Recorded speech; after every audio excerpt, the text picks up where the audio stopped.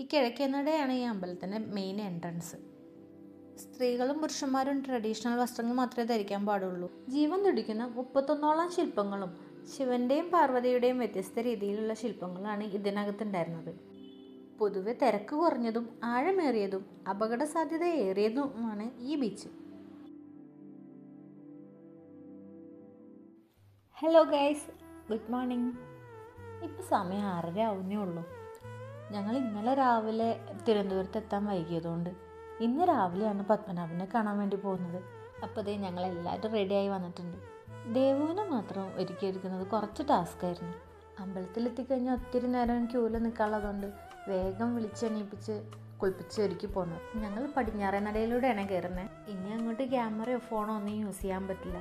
Smart watch പോലും use ചെയ്യാൻ പറ്റില്ല. ഒക്കെ ക്ലോക്ക് റൂമിൽ വെക്കണം. പിന്നെ എല്ലാം തൊഴുത്ത് ഇറങ്ങിക്കഴിഞ്ഞതിന് ശേഷം നമുക്കിതെല്ലാം എടുക്കാൻ പറ്റും. അങ്ങനെ കുറേ നേരം ക്യൂവിലൊക്കെ നിന്ന് ഞങ്ങൾ തൊഴുത് ഇറങ്ങിയപ്പോഴേക്കും സമയം 8:30 ആയിരുന്നു. എന്നാലും വലിയ തടസ്സങ്ങളൊന്നുമില്ലാതെ എല്ലാവർക്കും നന്നായി തൊഴാൻ പറ്റിയിരുന്നു. ദേവു പിന്നെ കുഞ്ഞായതുകൊണ്ട് അവിടെ ഉള്ളൊരു സെക്യൂരിറ്റി ചേച്ചി അവളെ എടുത്തിട്ട് പിന്നെയും കാണിച്ചു കൊടുത്തതിന് ശേഷമാണ് ഇറക്കി വിട്ടത്. പിന്നെ ബാഗൊക്കെ എടുത്ത് ഞങ്ങൾ നേരെ കിഴക്കേ നടയിലേക്ക് വന്നു. ഈ കിഴക്കേ നടയാണ് ഈ അമ്പലത്തിൻ്റെ മെയിൻ എൻട്രൻസ്. പുലർച്ചെ 3:30 മുതൽ 4:45 വരെ നിർമ്മാല്യ ദർശനവും, പിന്നീട് രാവിലെ 6:30 മുതൽ 7 വരെയും, പിന്നെ 8:30 മുതൽ 10 മണി വരെ, 10:30 to 11:15 വരെ, വൈകുന്നേരം 5 to 6:15 വരെയും, 6:45 to 7:20 വരെയാണ് ദർശനത്തിനുള്ള സമയം. ചില വിശേഷ ദിവസങ്ങളിൽ ഈ ദർശന സമയത്തിന് മാറ്റം വരും. എൻ്റെയും ദേവുവിൻ്റെയും ഡ്രസ്സ് എങ്ങനെയുണ്ട്? ഇതെൻ്റെ തന്നെ ഒരു ചെറിയ കലാവിരുദ്ധമാണ് കേട്ടോ. ഞാനും ദേവും മാത്രമല്ല, അമ്മയുണ്ട് ഈ ഒരു ഡ്രസ് കോഡിൽ. ഫോട്ടോയും വീഡിയോ എടുക്കുമ്പോഴൊന്നും ദേവ് ഒട്ടും ഹാപ്പി അല്ല കേട്ടോ. നേരത്തെ വിളിച്ചെണീപ്പിച്ചതിൻ്റെ ക്ഷീണവും പിന്നെ വിശപ്പൊക്കെ ആയിട്ട് നല്ലൊരു വാശിയിലായിരുന്നു ദേവു മാത്രമല്ല, എല്ലാവരും വിശന്ന് അങ്ങ് എത്തിയിരുന്നു. എന്നാൽ വല്ല ടോയ്സും വാങ്ങിക്കൊടുത്ത് ഹാപ്പിയാക്കാന്ന് വെച്ചാൽ ദേവുവിന് പറ്റിയ ടോയ്സൊന്നും അവിടെ കിട്ടിയതുമില്ല.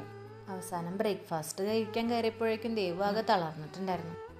പിന്നെ ഈ ഒരു കുത്തബ് മിനാർ പോലുള്ളൊരു നെയ്റോസ്റ്റ് കണ്ടപ്പോൾ ദേവുവിൻ്റെ ക്ഷീണമൊക്കെ എവിടെയോ പമ്പ കിടന്നു.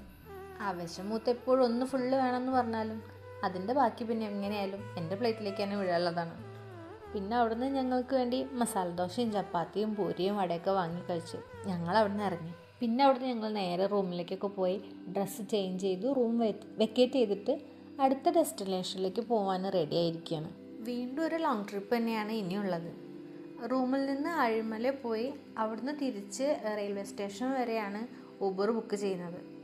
ആഴിമലയിലെ പ്രധാന ആകർഷണം ശിവക്ഷേത്രവും ഗംഗാദേവിയെ തലയിൽ ഏന്തി നിൽക്കുന്ന കേരളത്തിലെ തന്നെ ഏറ്റവും വലിയ ശിവൻ്റെ ശില്പവുമാണ്.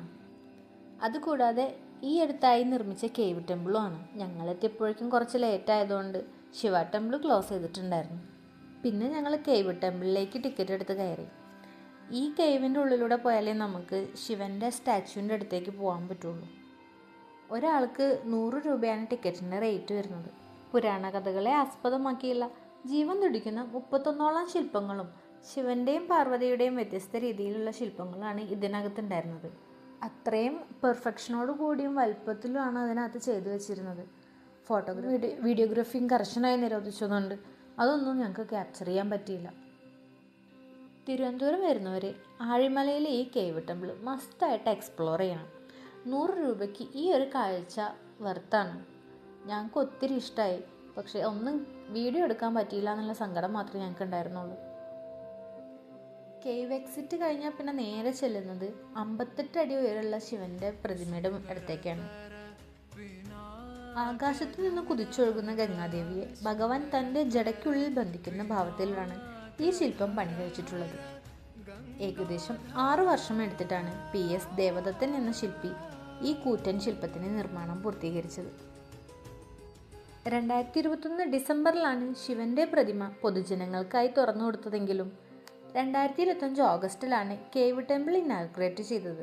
ധാരാളം വിദേശികളും സ്വദേശികളും ഈ ഒരു ശില്പം കാണാൻ ഇവിടെ വരുന്നുണ്ട്. പിന്നെ അവിടുന്ന് ഇറങ്ങി നേരെ ഞങ്ങൾ ബീച്ച് കാണാനാണ് പോയത്.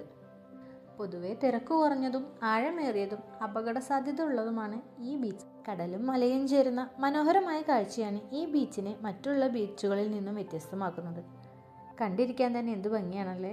ഈവനിങ്ങിലെ ട്രെയിനിൽ തന്നെ തിരിച്ച് ബാംഗ്ലൂരിലേക്ക് പോരാനുള്ളതുകൊണ്ട് ബീച്ചിൽ ഇറങ്ങാനുള്ള ടൈമൊന്നും ഞങ്ങൾക്ക് കിട്ടി. പിന്നെ അവിടുന്ന് നേരെ റെയിൽവേ സ്റ്റേഷനിലേക്ക് വിട്ടു. ഈ സമയം കൊണ്ട് തന്നെ എല്ലാവരും ക്ഷീണിച്ചതുകൊണ്ട് പിന്നെ വീഡിയോ ഒന്നും എടുത്തിട്ടില്ല. ഊബറിൻ്റെ ചാർജ്, ടെമ്പിളിലെ ടിക്കറ്റ് റേറ്റ് തുടങ്ങിയ വിവരങ്ങൾ വീഡിയോൻ്റെ ലാസ്റ്റ് ഞാൻ ഉൾപ്പെടുത്താം.